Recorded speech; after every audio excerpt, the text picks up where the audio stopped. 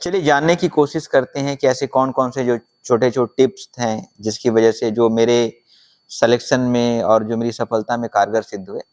तो जो सबसे इम्पोर्टेंट चीज़ है, आप जब भी तैयारी कर रहे हैं, किसी भी चीज़ की तैयारी कर रहे हैं, वो आपके स्कूल के एग्ज़ाम की हो सकती है, वो आपके कॉम्पिटिशन एग्ज़ाम की हो सकती है। सबसे पहले आपका सिलेबस आपकी आँख के सामने होना चाहिए, सबसे पहला टास्क है। क्योंकि मैंने इस चीज़ को कहा कि किताबों के बाहर दुनिया खत्म है। और तो आपको ये पता होना चाहिए कि मेरा सिलेबस क्या है और कहाँ से मुझे जो है क्वेश्चन आएँगे या कहाँ से मुझे कितना पढ़ना है। तो सिलेबस सबसे पहले आपके सामने होना चाहिए।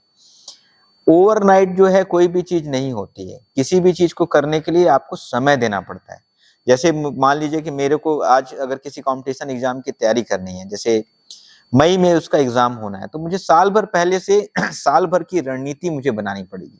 इसके लिए पूरे सिलेबस को हर मंथ के हिसाब से मुझे डिवाइड करना पड़ेगा और हर डे के हिसाब से डिवाइड करना पड़ेगा, ताकि मुझे अपने लक्ष्य को पहुँचने के लिए क्लियर रहे कि इस तारीख तक अगर मुझे मई में मुझे अगर एग्ज़ाम देना है, तो किस दिनांक तक मेरा एक बार सिलेबस कवर हो जाना चाहिए। तो ये सबसे पहला स्टेप है कि आप सिलेबस को सामने रखें। सिलेबस को सामने रखने के बाद उस सिलेबस में क्या-क्या चीज़ें हैं और उसमें कितनी पढ़ाई की आवश्यकता है, उसके हिसाब से पर डे की प्लानिंग कर लें। इसमें एक छोटी-सी जो सबसे महत्वपूर्ण चीज़ मैं इसमें ऐड करूँगा, जनरली हम लोग जब अपना स्ट्रैटेजी बनाते हैं, तो जैसे मान लीजिए कि मई में एग्ज़ाम है, तो मुझे किसी भी हाल में अगर अगर मैं आज से तैयारी कर रहा हूँ, तो मुझे फरवरी तक उस एग्ज़ को मुझे कंप्लीट करना पड़ेगा। देखिए ये बच्चे के ऊपर अलग-अलग बच्चों के ऊपर भी निर्भर करता है, सबकी अपनी दिमागी क्षमता होती है, कोई जल्दी सीख जाता है, कोई कम सीख जाता है, बट पढ़ना सबको पड़ता है।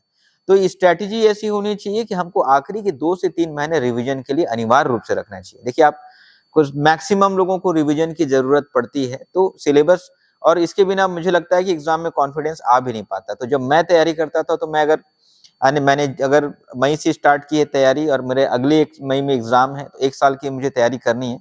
तो मैं ये ट्राई करता था कि किसी भी हाल में अगर 1 मई को एग्ज़ाम होना है, तो मैं 30 जनवरी तक अपना जो है सारा सिलेबस को मैं कवर कर लेता था, ताकि 3 महीना, क्योंकि आप कितने भी पढ़ लीजिए आपको रिवीजन की ज़रूरत पड़ेगी, तो ये 3 महीना मुझे रिवीजन के लिए मिल सके।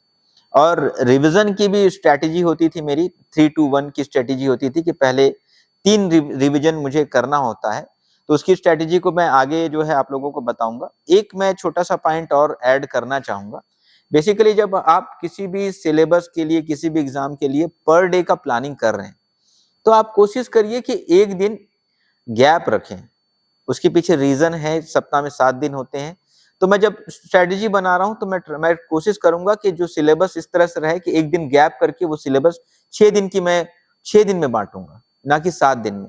इसके पीछे रीज़न है कि 1 दिन व्यक्ति को अपने सामाजिक कार्यों के लिए भी चाहिए होता है, या फिर 1 दिन आपको रिलैक्स होने के लिए भी चाहिए होता है। और कई बार ये देखने को मिला कि मान लीजिए कि इस 6 दिन के दौरान यदि आपका कोई पॉइंट सिलेबस आपका इस दौरान छूट जाता है, या आप उस दिन किसी वजह से पढ़ाई नहीं कर पा रहे हैं, तो ये जो आपका 1 दिन रहेगा, ये आपका एडिशनल डे रहेगा, जिसमें आप जो है या तो जो चीज़ें छूट गई हैं वो उसको कवर कर सकें, और यदि आपने 6 दिन पूरी पढ़ाई कर किए हैं, तो 1 दिन थोड़ा-सा आप रिलैक्स रहें।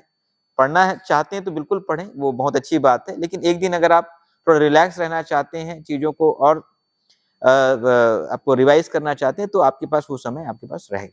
संस्कृति और सभ्यता से संबंधित खबरों और जानकारियों के लिए हमसे इंस्टाग्राम पर ज़रूर जुड़ें।